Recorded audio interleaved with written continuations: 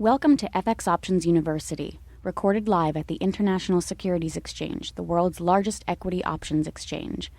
Join the industry's top trading professionals as they provide insight and strategies for trading in the currency markets using FX options. FX options are a low-risk alternative to hedging currency moves in any market condition. So here's an example. Let's say that let's say I wanted to sell a call. All right. So selling a call is bearish, if that was the only thing you were doing. So if we sold a call, and I'm just going to use a strike, let's say the at-the-money strike price. So the 90 strike price.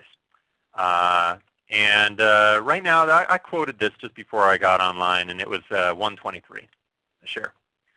So if we were to sell that call, we'd get paid $1.23 a share, or $123 a contract. You know, I'm ignoring commissions and such, but that was the bid price at the time. This is just, I don't know, 45 minutes ago, an hour ago, something like that. And what this means is that as long as the market by March's expiration closes below 90, I get to keep that entire premium. But what if I want to, so that's one way in which I could start to run through my alternatives. All right, so I could sell a call.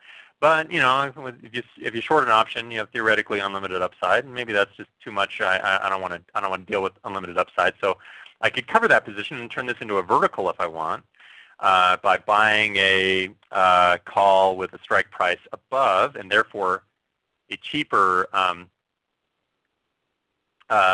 premium that's going to limit my risk. So this is going to cost me. So if I bought a call, let's see.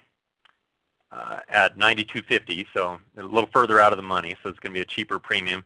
At the time I was looking at this just an hour ago or so, it was $40 or 40 cents a share, or $40 a contract.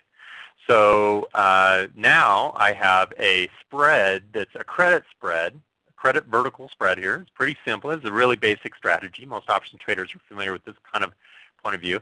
I know my upside is limited to the premium, the net premium that I'm going to receive, which is what, about 80 cents or so, or $80 a contract, $80 a spread.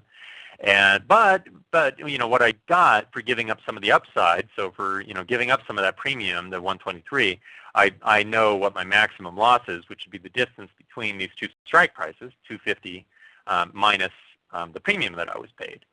So if I'm pretty confident that the market is likely to decline, then this is one way that I could approach it. Alternatively, I know a lot of traders do tend to try to keep things pretty simple, and they may even look for just to try to justify an outright long position. So a long put with a strike price of 90 right now would cost about, let's see, I wrote it down, 94 cents. So about an hour ago, it was 94 cents a share, $94 a contract. And we start to think, now, this is a good example, because let's say that was the strategy that you favored. It was just an outright, really simple. I mean, this is really simple. Just buy put. So you got a lot of time value wrapped up in there. That's a problem, but potentially not, because you've made this estimate that you think the prices are likely to get to 86.40, and you get 25 days to expiration. So how far through that distance is it likely to go? You have a $90 strike price. So as long as it gets down below 89 by expiration, let's draw a little line here. As long as you're below 89 by expiration, then you have the potential for a profit. So anywhere 89 or below, you've got the potential for profit. And the advantage with a long option trade is that you've got theoretically unlimited upside. So if you get a really big breakaway like we got through December, say, this was a fairly large and fast break, then you could wind up making quite a bit as a percentage of what you invested.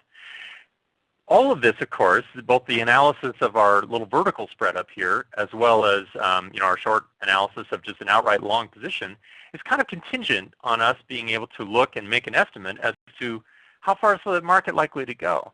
So we're essentially just using a technical tool to make an initial estimate for that's had some historical success at being able to do this kind of thing, as to where do we think the market is likely to go. And then we can start to evaluate our option alternatives at that point.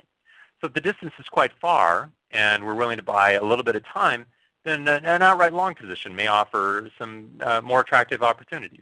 Alternatively, if we've got a short-term time horizon or not very far at all, or we are a little less confident that there's going to be a bigger decline, then we may opt for a credit position, something that's going to time value would work in our favor, and we're not as dependent on a big move in the market.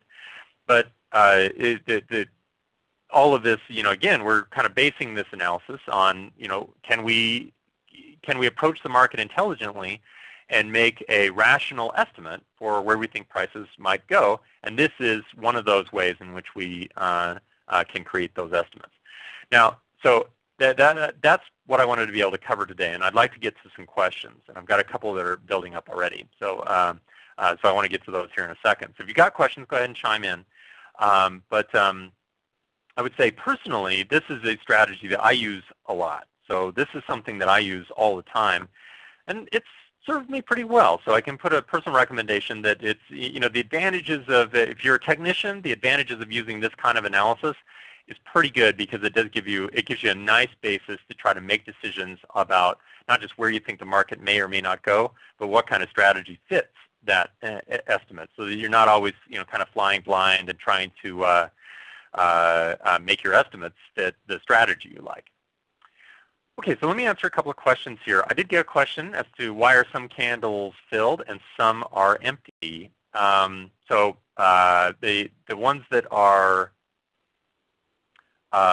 filled are, let's see, how can I'm going to actually open up a chart. There's a lot of gaps in the way that, I'm going to bring up a stock chart actually just to answer that question, because this is a really common way that that stock charts will display the information. So a red candle that's filled, it means that the open is above the close. So you can see here on Google, for example, the open was at 564 and the close is at 550. So that's going to be a solid red candle.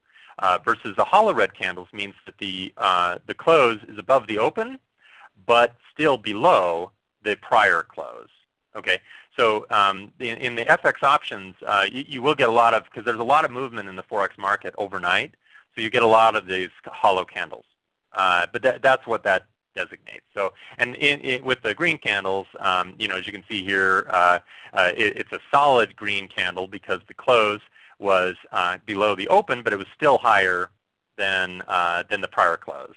And a hollow one would be just the reverse. So it's just one of those ways you designate, well, it may have been an up day, but it closed below its open. So kind of gapped up at the open and then closed down lower. So it helps you visualize that.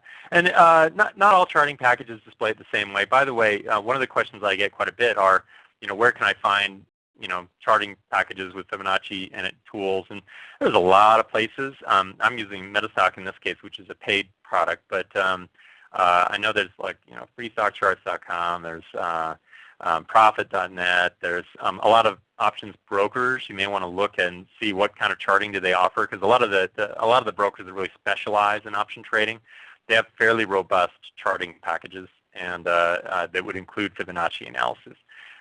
Usually they have a little help file to tell you where to find it and things like that.